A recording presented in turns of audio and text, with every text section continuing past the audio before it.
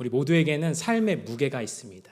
내게 맡겨진 자리, 책임, 부르심, 어느 것 하나 쉬운 것이 없습니다. 오늘 본문의 솔로몬은 어땠을까요?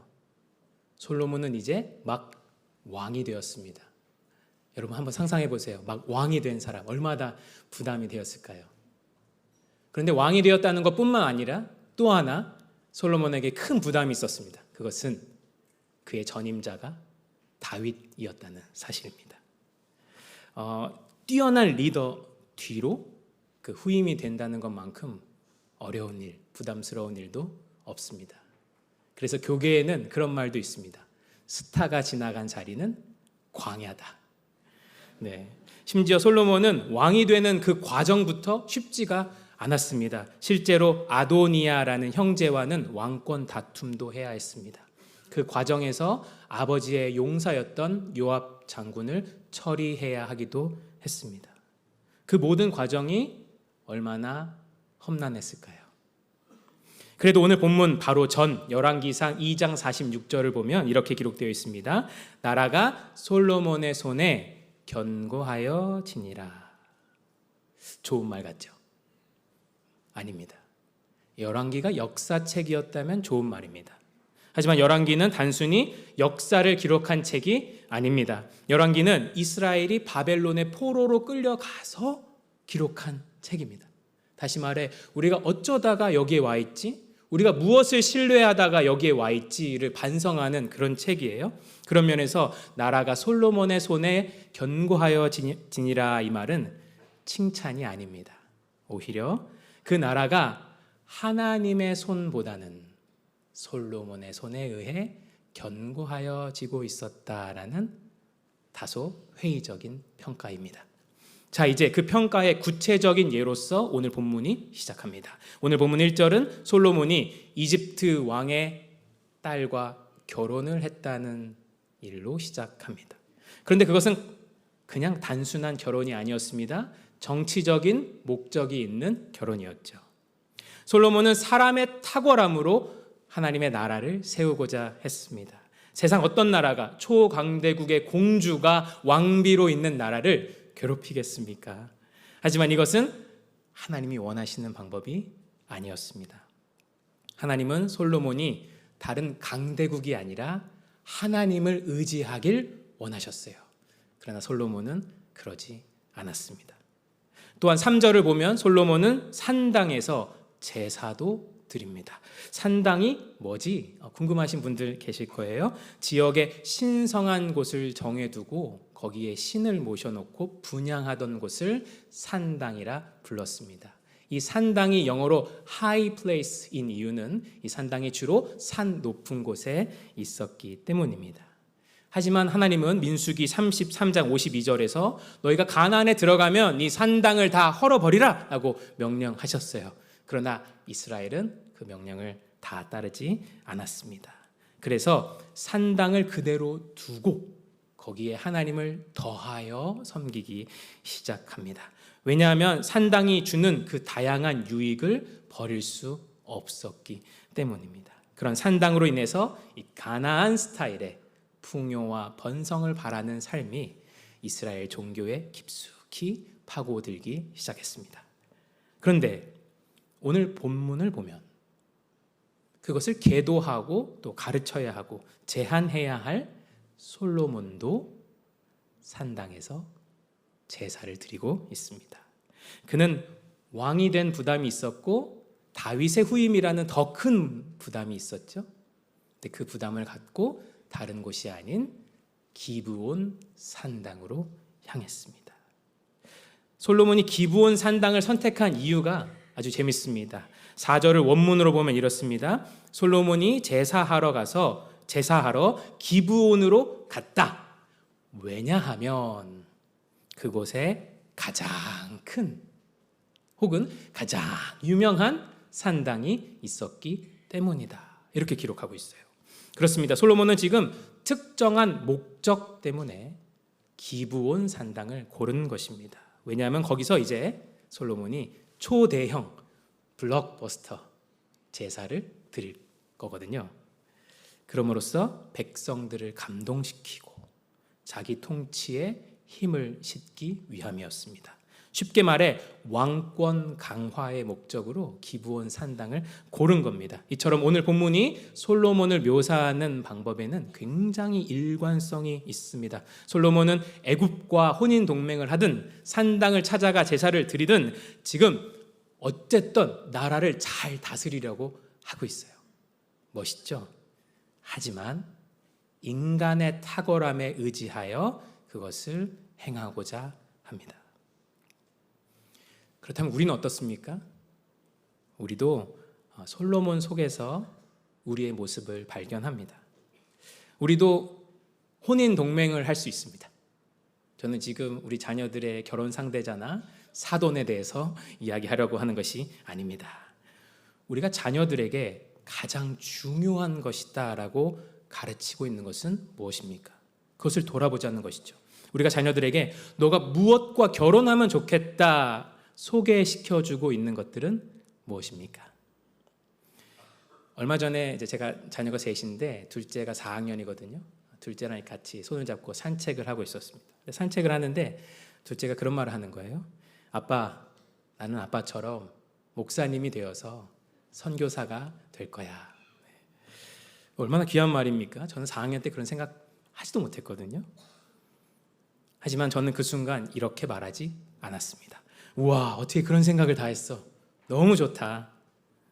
그렇게 말하지 않고 오히려 제 입에서 바로 튀어나온 말, 생각도 거치지 않고 바로 튀어나왔던 말은 이것이었습니다. 재민아, 그럴 거면 의사 선교사가 되라. 뿐만 아닙니다. 자칫 잘못하면요, 내가 다니는 교회도 산당이 될 수 있습니다. 산당은 하나님의 영광이 아니라 내 영광을 구하러 간 곳입니다. 사랑과 섬김의 삶이 아니라 성공과 편안한 삶을 구하기 위해 찾아가는 곳이죠. 솔로몬도 왕권 강화를 위해 기브온 산당을 찾았던 것처럼 말입니다. 그런 면에서 솔로몬은 우리의 모습을 너무나도 잘 대변하고 있습니다. 그에게는 자신의 영광이 가장 중요했습니다. 그리고 절망적인 것은 우리에게도 우리의 열망이, 우리의 영광이 가장 중요하다는 사실입니다. 그런데 우리가 살면서 가고 오고 살고 죽고 하는 이유가 나의 영광을 구하기 위함이라면 우리는 믿지 않는 자들과 다를 게 무엇입니까? 우리는 누구라는 말입니까? 여러분, 저라고 예외가 아닙니다. 저도 늘 이 유혹과 싸웁니다. 저는 한인이 얼마 없는 이 동네에서 작은 한인 교회를 담임하고 있습니다. 그렇지만 그것이 저의 의로움이 될 수는 없습니다. 저도 여전히 씨름합니다. 내가 이 교회를 통해서 이루고 싶은 것이 있는 것은 아닐까?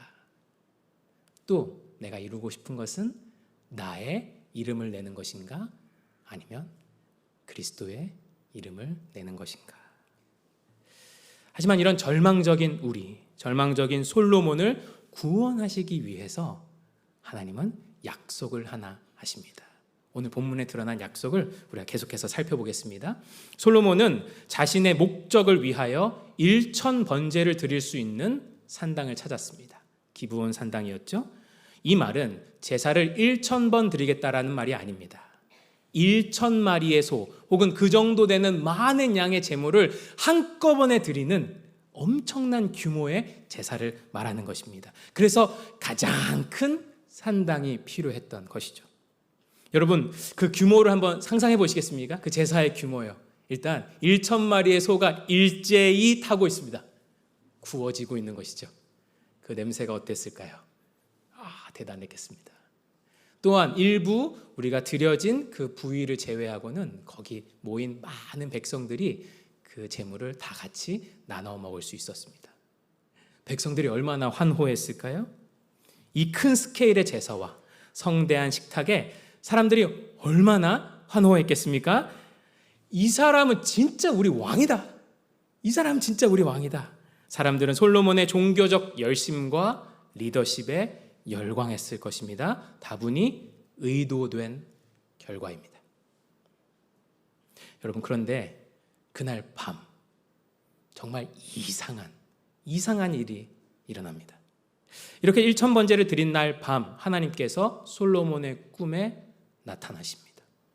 그리고 5절을 보니까 하나님은 마치 램프의 지니처럼 내가 너에게 무엇을 줄까? 소원을 말해봐. 이렇게 부르십니다. 그래서 솔로몬이 꿈속에서 백성들을 잘 다스릴 수 있는 지혜를 구하니까 하나님이 이렇게 말씀하세요. 와, 너가 지혜를 구했어. 너가 구하지 않은 부귀와 영광도 내가 너에게 주겠다.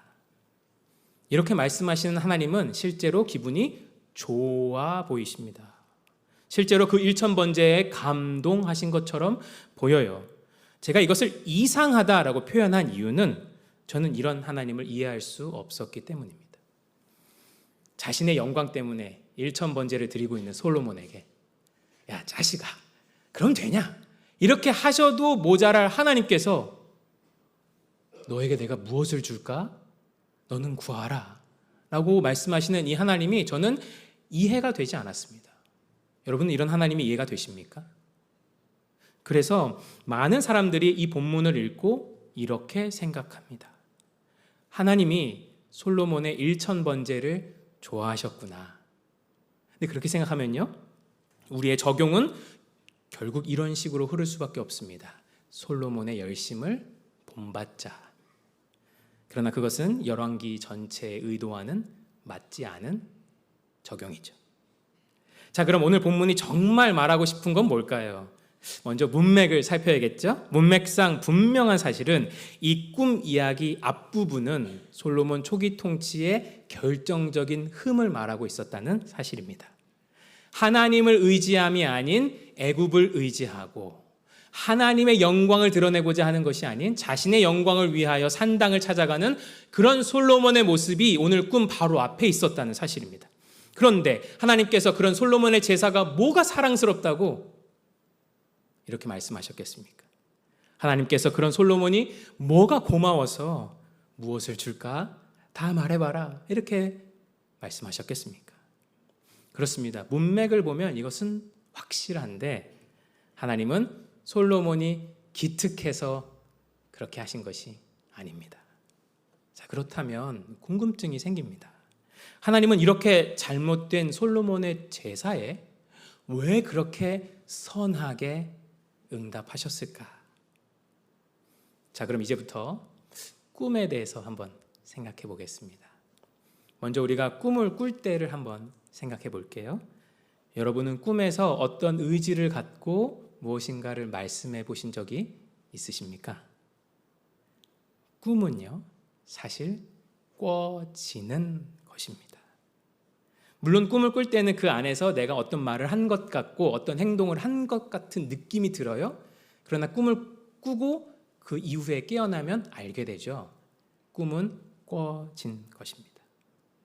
그래서 성경은 이러한 꿈의 성격을 계시적 성격이라고 말합니다. 꿈은 계시적 성격을 가지고 있습니다. 다시 말해 하나님이 누군가에게 무엇인가를 알려주시기 위해서 꿈을 사용하신다는 거죠. 오늘 본문의 꿈도 마찬가지입니다. 하나님은 이 꿈 전체를 솔로몬이 꾸게 하셨습니다. 꿈 전체를 계시하신 거예요. 그러니까 솔로몬이 꿈에서 한 대답은 솔로몬이 의지적으로 한 대답이 아니라 그렇게 말하고 있는 솔로몬까지 그 꿈 안에 구성하신 것입니다. 하나님께서요. 적어도 열왕기에서는 그렇습니다. 자, 이러한 꿈의 계시적 성격을 고려한다면 이 꿈의 목적과 해석 자체가 완전히 달라집니다. 이 꿈의 목적은 솔로몬이 얼마나 백성을 위하는 마음을 가지고 있었나 이걸 말하려는 게 아니에요. 꿈에도 소원은 백성이다 이걸 말하려던 것이 아닙니다. 이 꿈을 꾸게 하신 목적은 하나님께서 솔로몬에게 가르치고 싶으셨던 것이 있었다는 것입니다.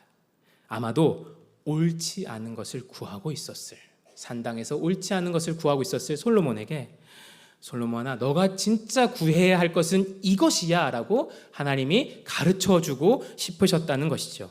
그렇다면 하나님의 이러한 행동은 얼마나 큰 은혜입니까? 하나님은 솔로몬이 1000번제를 드렸기 때문에 그 정성에 감동하여 꿈에 나타나신 게 아니시죠. 오히려 솔로몬의 어처구니 없는 제사에도, 그 기도 제목과 형편없는 기도에도 응답하신 것입니다. 왜냐하면 솔로몬의 아버지 다윗과 하셨던 그 신실하신 약속 때문이죠.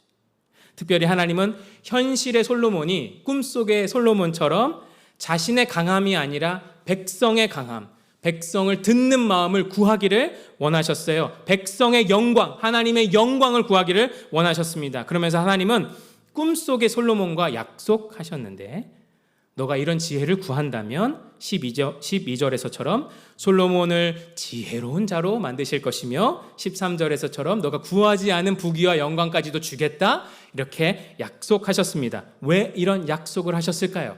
솔로몬에게 왜 이런 약속을 하셨을까요? 결국 하나님께서는 이 말씀을 하시고 싶으셨던 겁니다. 그러니까 두려워하지 말고 하나님의 영광을 위하여 살아라. 너가 왕이 되어서 지금 염려 많은 건 알겠는데, 그렇다고 너의 영광을 위하여 구하지 말고 하나님의 영광, 백성의 영광을 위해서 살아라. 여기 산당 같은 데 찾아와가지고 파르르 떨면서 너의 영광을 위해 살지 말고 담대하게 하나님의 영광을 구하며 살아라. 특히 너 자신의 강함을 구하지 말고 백성들을 위하는 마음을 구하라. 그리하면 내가 나머지는 다 책임질게. 나머지는 내가 다 책임질게. 채워주겠다. 하나님이 확실한 약속을 해주시는 겁니다. 14절의 말씀처럼 말입니다. 너가 만일 너 아버지 다윗이 행함같이 내 길로 행하며 내 법도와 명령을 지키면 내가 또 너의 날을 길게 하리라. 그러니까 이 말씀은 너가 뭐뭐뭐 하면 내가 뭐뭐뭐 하겠다라는 조건부 약속이 아닙니다. 두려워하지 말고 걱정하지 말고 아버지 다윗이 행함같이 내 길로 너가 행할 수 있다. 내가 나머지는 다 책임질게. 그런 하나님의 은혜로의 초대입니다. 초대. 그렇습니다. 하나님은 솔로몬의 제사 때문에 기쁘게 반응하신 것이 아니라 솔로몬의 어처구니 없는 제사에도 선하게 응답하신 것입니다. 신실하시기 때문이시죠. 그리고 하나님께서 꿈을 통해 솔로몬에게 가르쳐 주신 것은 두려워하지 말아라. 걱정하지 말고 다른 거 의지하지 말고 너는 나를 구하라. 그것이 너의 진짜 살 길이다. 이거를 말씀하셨습니다. 자, 그렇다면 솔로몬은 이 하나님의 초대에 어떻게 반응했을까요? 솔로몬이 꿈속에서 어떤 행동을 했느냐, 이것도 중요하지만 솔로몬이 꿈에서 깨어나서 어떤 행동을 했느냐도 무척 중요합니다. 15절을 보겠습니다. 깨어보니 꿈이었대요. 그리고 그 다음에 그가 어떻게 했다고 되어 있습니까? 이에 예루살렘에 이르러 여호와의 언약궤 앞에 서서 번제와 감사의 제물을 드리고. 꿈인 것을 알고 깨어나서 솔로몬이 한 행동은 무엇이었습니까? 만약에 기브온 산당에서 제사를 계속 드릴 생각이었다면, 특별히 이 꿈이 내가 드린 1000번제에 하나님이 이렇게 응답하셨구나 라고 생각했다면 솔로몬은요 거기서 잔치를 베풀었을 것입니다. 나의 1000번제에 하나님이 이렇게 응답하셨어. 근데 솔로몬이 그렇게 했나요? 그렇지 않죠. 어디로 갔습니까? 어느 도시로 갔습니까? 예루살렘으로 갔습니다. 특별히 여호와의 언약궤 앞에 갔습니다. 그리고 그 앞에 다시 번제와 감사의 제물을 드립니다. 여기서 중요한 사실이 나옵니다. 여러분, 여호와의 언약궤는 어느 도시에 있었습니까? 예루살렘에 있었죠. 근데 솔로몬이 지금 어디로 갔었습니까? 기브온 산당에 갔었던 것입니다. 기브온 산당에서 솔로몬이 꾼 꿈은 계시적 목적, 교육적 목적이 있었습니다. 그래서 솔로몬은 일어나서 그 길로 예루살렘으로 돌아갔던 것입니다. 여기서는 솔로몬이 예루살렘에선 무엇을 구했겠습니까? 꿈에서 배운 바대로 자신의 영광이 아니라 하나님의 영광을 구했을 것입니다. 하나님께서 그의 기도를 들어주셨을까요? 당연합니다. 하나님께서 약속하신 것이니까요. 그리고 신실하신 하나님은 약속대로 솔로몬에게 지혜까지 주셨습니다. 성경은 이 기도의 구체적인 결과로서 한 장면을 우리에게 소개해 줍니다. 오늘 본문 바로 뒤에 이어지는 장면인데요, 우리가 잘 아는 내용입니다. 두 창녀가 한 아이를 두고 서로 내 아이다 주장했습니다. 그러자 이 솔로몬 왕이 그러면 그 아이를 반으로 잘라서 각각의 여인에게 주어라 라고 명령하죠. 그러자 한 어미가 왕이셔, 그러지 마십시오. 차라리 이 아이를 저 다른 여인에게 주십시오라고 간청합니다. 솔로몬은 그 이야기를 듣고 너가 정말로 이 아이의 어미이구나 이렇게 말하죠. 여러분, 이 지혜가 어디서 왔겠습니까? 솔로몬이 기브온 산당에서 드린 일천 번제에서 이 지혜가 왔겠습니까? 아니죠. 그가 꿈에서 일어나 예루살렘으로 돌아가 드린 그 기도, 거기서 그 지혜가 온 것입니다. 그런 면에서 솔로몬의 지혜와 부는 염려와 투쟁, 기브온의 일천 번제를 통해서 얻어낸 것이 아니라 하나님의 약속을 믿은 그 순전한 믿음으로부터 온 것입니다. 하지만 솔로몬이 계속해서 자기 영광이 아니라 하나님의 영광을 구했을까요? 그렇게 살았을까요? 아쉽게도 그러지 못했습니다. 열왕기상 11장을 보면 솔로몬이 마음을 돌려서 하나님을 떠나는 장면이 나옵니다. 그는 하나님을 위해 엄청난 성전도 지었고 엄청난 부도 쌓았습니다. 하지만 그는 하나님이 최초에 하신 약속, 그리고 계속해서 재확인시켜 주셨던 약속, 걱정하지 말고 하나님을 위해, 하나님의 영광을 위해 살아라. 나머지는 내가 다 책임진다라는 하나님의 약속대로 살지 못합니다. 자, 그렇다면 우리는 어떻게 살아야 할까요? 하나님께서 솔로몬과 하셨던 이 약속은 오늘날 우리에게도 유효한 약속일까요? 솔로몬이 꾼 꿈에는 계시적 성격이 있었다라고 말씀드렸습니다. 그런데 오늘 우리에게는 더 확실한, 더 명백한 계시가 보여졌습니다. 신약으로 넘어와서 히브리서 1장 1절 2절은 뭐라고 하고 있습니까? 옛적에 선지자들을 통하여 꿈으로 환상으로 말씀하신 하나님이 이제는 누구를 통하여? 아들을 통하여 우리에게 분명하게 말씀하셨다, 이렇게 기록되어 있습니다. 그렇습니다. 하나님은 이제 그의 아들 예수 그리스도를 통하여 그를 믿는 자들에게 명백하게 말씀해 주십니다. 이전에는 꿈이나 환상으로 어렴풋이 알려주셨던 그것을 이제는 예수 그리스도를 통하여 명백하게 말씀해 주신다는 사실입니다. 예수님은 실제로 마태복음 6장 후반부에서 오늘 열왕기상의 이 모티프를 다시 한번 언급하십니다. 마태복음 6장 25절에서 예수님은 이렇게 말씀하십니다. 그러므로 내가 너희에게 이르노니 목숨을 위하여 무엇을 먹을까, 무엇을 마실까, 몸을 위하여 무엇을 입을까 염려하지 말라. 무엇을 먹을까, 입을까 염려하지 말라. 이 말씀은 식당 메뉴판 앞에서 옷가게에서 고민하지 말라, 이 말씀이 아니죠. 이 말씀은 우리 삶의 무게에 대해서 말씀하신 겁니다. 우리 삶의 염려요. 그렇다고 이 말씀은 하나님께서 다 준비할 테니까 너는 염려하지 말고 그냥 편하게 살아라, 이 말씀을 하신 것도 아닙니다. 오히려 마태복음 6장 25절 이하의 문맥은 하나님께서 솔로몬에게 하셨던 그 약속을 다시 다루고 계세요. 26절에서 29절을 계속해서 읽어보겠습니다. 공중의 새를 보라. 심지도 않고 거두지도 않고 창고에 모아들이지도 아니하되 너희 하늘 아버지께서 기르시나니 너희는 이것들보다 귀하지 아니하냐? 너희 중에 누가 염려함으로 그 키를 한 자라도 더할 수 있겠느냐? 또 너희가 어찌 의복을 위하여 염려하느냐? 들의 백합화가 어떻게 자라는가 생각하여 보라. 수고도 아니하고 길쌈도 아니하느니라. 그러나 내가 너희에게 말하노니 솔로몬의 모든 영광으로도 입은 것이 이 꽃 하나만 갖지 못하였느니라. 이 말씀에서 예수님께서 솔로몬의 이야기를 다시 꺼내신 이유가 뭘까요? 그 의도가 무엇일까요? 예수님께서 우리와 다시 한번 약속하시는 겁니다. 너의 영광 때문에 염려하며 살지 말고 하나님의 영광을 위해 담대하게 살아라.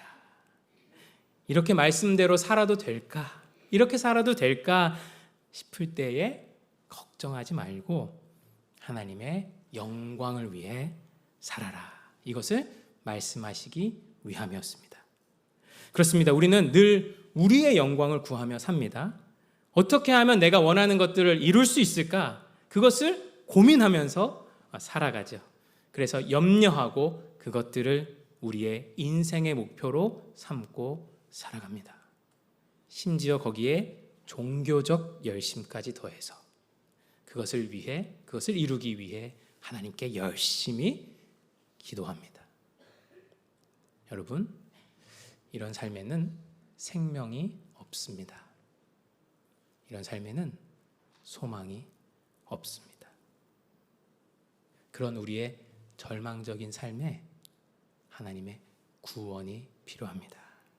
이에 우리를 구원하시기 위해 하나님은 그리스도를 통해서 우리와 약속을 하나 하십니다. 너는 나에게 신실하기만 해라. 나머지는 내가 돌보겠다. 우리는 이 약속 때문에 담대할 수 있습니다. 그리스도께서 마태복음 6장 말씀을 통해 우리에게 약속하신 이 말씀의 목적은 분명합니다. 두려워하지 말아라. 너는 오직 나에게 신실하기만 해라. 내가 너의 모든 것을 돌본다. 우리는 이 약속 때문에 좋은 것보다 옳은 것을 선택하면서도 담대할 수 있습니다. 우리는 이 약속 때문에 우리는 그리스도가 언제나 우리의 소망이 될 수 있습니다. 사실 오늘 이 말씀은 저의 목회 인생 가운데서도 유일한 믿는 구석입니다. 제가 신대원을 수석으로 졸업했고 그런 것도 중요하겠지만 그것이 저에게 믿는 구석이 아니라 오늘 이 말씀이 저에게 정말 믿는 구석이라는 거죠. 그리고 제가 신시내티라는 작은 도시에서 사역하는 그 순간을 사랑할 수 있고 그 작은 도시를 사랑할 수 있고 또 그 도시에서 작은 교회를 목회하고 있는 이 순간을 너무나 사랑할 수 있고 또 즐길 수 있는 최고의 이유입니다. 마태복음 6장 28절과 29절에서 예수님은 이렇게 말씀하셨습니다. 들의 백합화가 어떻게 자라는가 생각하여 보라. 수고도 아니하고 길쌈도 아니하느니라. 길쌈이란 건 옷을 지어서 입는다라는 것입니다. 그러나 내가 너희에게 말하노니 솔로몬의 모든 영광으로도 입은 것이 이 꽃 하나만 같지 못하였느니라. 즉 모든 영화를 누렸던 솔로몬도 이 꽃보다 아름다운 옷은 입어본 적이 없다라는 것입니다. 우리는 무엇을 입을까를 고민합니다. 특별히 고대 사회에서 옷은 그 사람의 위치, 영광을 의미했습니다. 그래서 우리는 우리의 영광을 어떻게 드러낼까 아등바등 하면서 삽니다. 하지만 들의 백합화는 어떻습니까? 들의 백합화는 그렇지 않습니다. 들의 백합화는 스스로를 위해 옷감 한 번 짠 적이 없습니다. 그렇지만 예수님은 그 백합화가 솔로몬의 그 어떤 화려한 옷보다 어때요? 아름답다라고 말씀하셨습니다. 왜 아름답냐? 왜냐하면 그 백합화는 하나님이 돌보시기 때문입니다.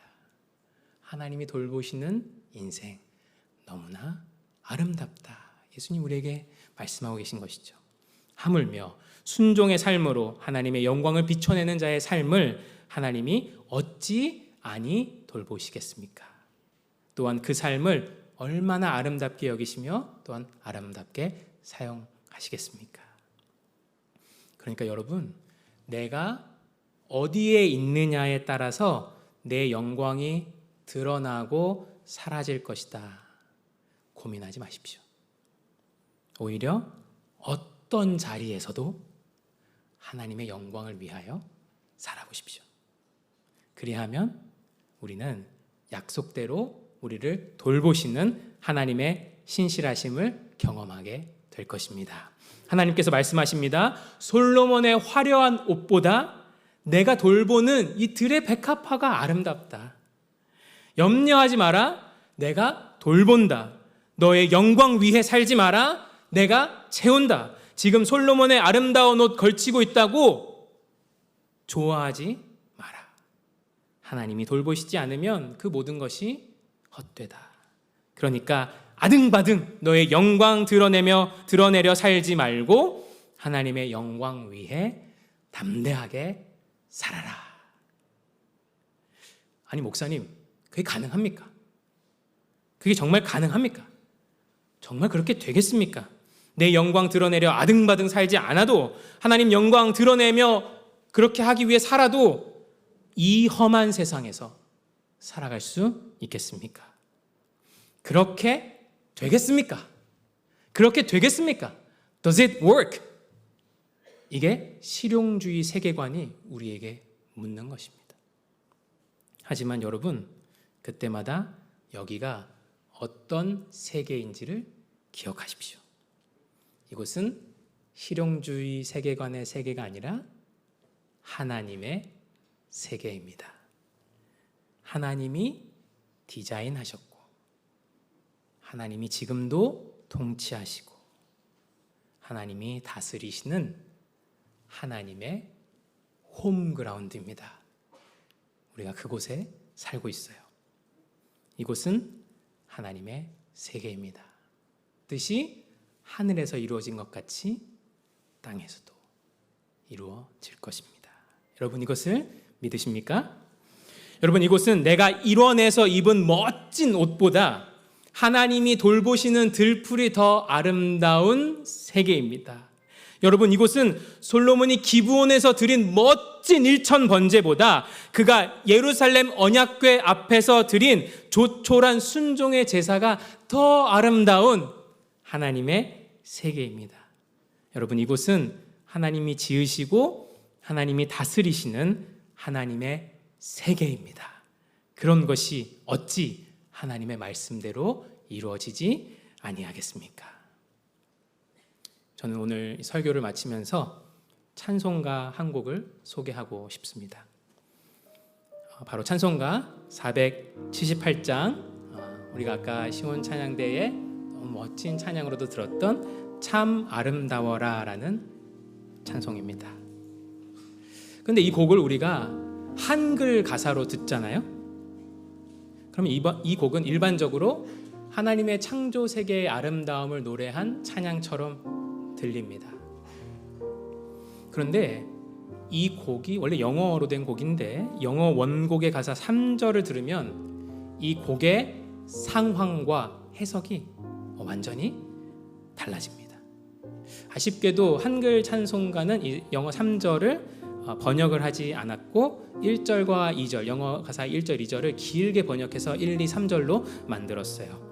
그래서 영어 가사 3절은요, 이 한글 찬송가에는 번역되어 있지 않습니다. 하지만 이 한글로 번역되지 않은 3절 가사를 들어보면 다음과 같습니다. 제가 부족하지만 한번 번역을 해봤어요. This is my father's world. 이곳은 내 아버지의 세계입니다. Oh, let me never forget. 내가 그것을 절대로 잊지 않게 해주십시오. That though the wrong seems of so strong. 종종 악이 너무 강하게 보일지라도 God is the ruler yet. 하나님은 여전히 우리를 통치하고 계십니다. 이 순간에도 여전히 통치하고 계십니다. This is my father's world. 이곳은 내 아버지의 세계입니다. The battle is not done. 아직 전쟁은 끝난 것이 아닙니다. 하지만 Jesus who died shall be satisfied. 죽임당하신 예수 그리스도께서 이것을 만족시키실 것입니다. And earth and heaven be one. 이 땅은 그리스도를 통해 하나님의 나라가 될 것입니다. 들어보니 이 찬송은요, 하나님의 만드신 이 창조 세계, 그 창조 세계의 아름다움만을 찬양하는 노래는 아니었습니다. 이 찬송의 3절 가사는요, 이 세계가 하나님의 세계임을 기억하게 합니다. 우리가 지금 어디에서 살고 있죠?